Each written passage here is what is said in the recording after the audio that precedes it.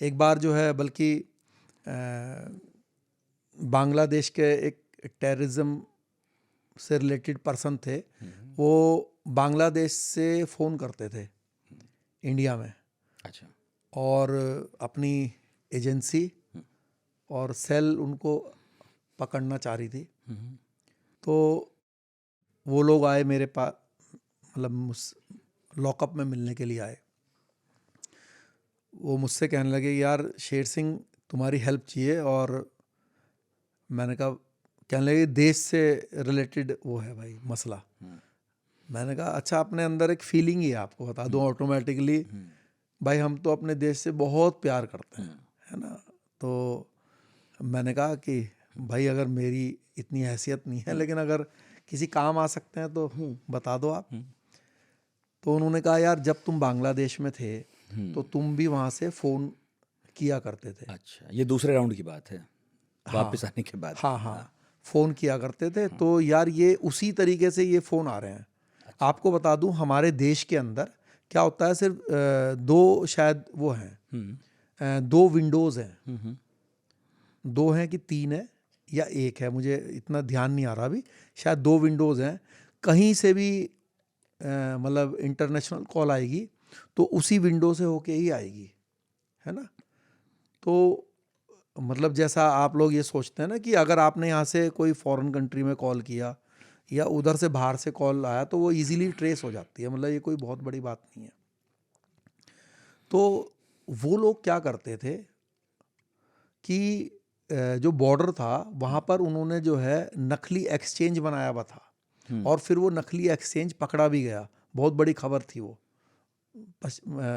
India Bangladesh border पे, और उसमें थोड़ी सी भूमिका थी हमारी। थी।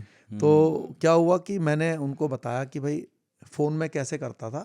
क्या है कि जैसे आपके पास बांग्लादेशी सिम का फ़ोन है, अब बांग्लादेश से आप बांग्लादेश के नंबर पे कॉल करोगे तो उसके पैसे हैं मान लीजिए ₹1 पर मिनट, तब थोड़ा महंगा था।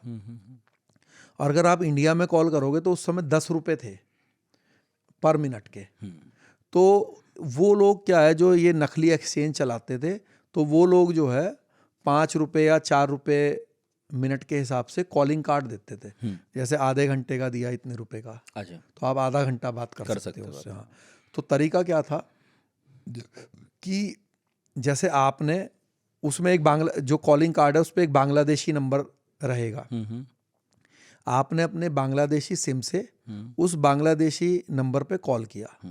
तो आपने कहा कि भाई मैं इंडिया में बात करना चाहता हूँ, तो ये नंबर है, सिर्फ इंडिया के लिए ही वो कॉलिंग कार्ड था। तो आपने उनको नंबर लिखवा दिया, तो वो नंबर लिख लेंगे।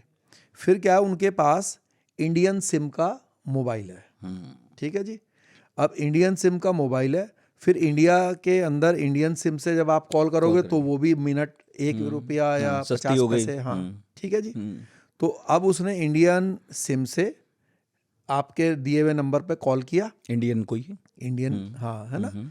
और जो आपके उस पर जो आया हुआ है उसको दोनों को अटैच कर दिया, कनेक्ट कर दिया, कॉन्फ्रेंस कर दिया। हाँ, तो जब इंडियन एजेंसी या इंडिया की पुलिस मान लीजिए उस व्यक्ति को रिकॉर्ड कर रही है, ऑब्वियसली, तो उस पर जो नंबर आएगा तो वो आएगा इंडियन नंबर, तो इंडियन ही आएगा, इंडिया की लोकेशन से हो रहा है। हाँ, अब बात तो कर रहा है बांग्लादेश से शेर सिंह, लेकिन नंबर आ रहा है पश्चिम बंगाल का, क्योंकि तो कॉन्फ्रेंस है। हाँ, तो अब वो लोग परेशान कि यार अब वो वहाँ पे ढूंढते फिर हैं, बंदा मिल नहीं रहा। तो मैंने उनको बताया भाई ऐसे ऐसे है। आप भी ऐसे ही करते थे? हाँ, मैं भी ऐसे ही करता था, तो इसीलिए वो आए थे। आपका यूनिक आइडिया था, आपको किसी ने बताया था?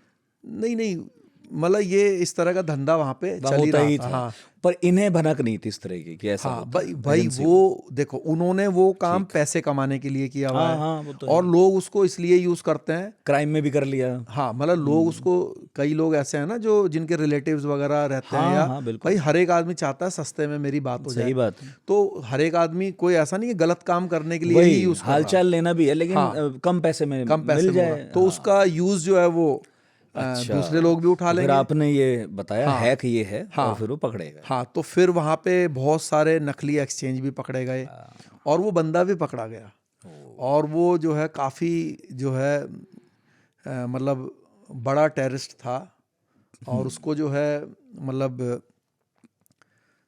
सेल नहीं पकड़ा था। एक्चुअली क्या होता है, जो रॉ है, रॉ क्या है कि अरेस्टिंग एजेंसी तो है नहीं, बिल्कुल, है ना। अगर मान लीजिए कोई इन्फॉर्मेशन है उनके वो पास, तो इनपुट जुटाते हैं। हाँ नहीं, जैसे कभी कभी क्या होता है वो पकड़ भी लेते हैं, पकड़ लिया, पर वो लीगल नहीं है ना पकड़ना। हाँ, तो वो क्या है, उसको लीगलिटी करने के लिए जो उनका चेला होगा ना, उसको बुलाएंगे। हाँ, उसको बुलाएंगे, उसके नंबर बनेंगे। भाई मान लीजिए 10 लाख का इनामी है, अब उनका नंबर बनेंगे, है ना, या मतलब वो अपने पुलिस में जिसका होगा उसे बुला लेंगे, हाँ, और उससे गिरफ्तार कराएंगे, क्योंकि लीगली अधिकार तो पुलिस हाँ, का है, हाँ, ये बस, उनका तो बस, है भी नहीं। बस ऐसे ही, ठीक है, तो वो उससे अरेस्ट करवा के सही अपना, बात है।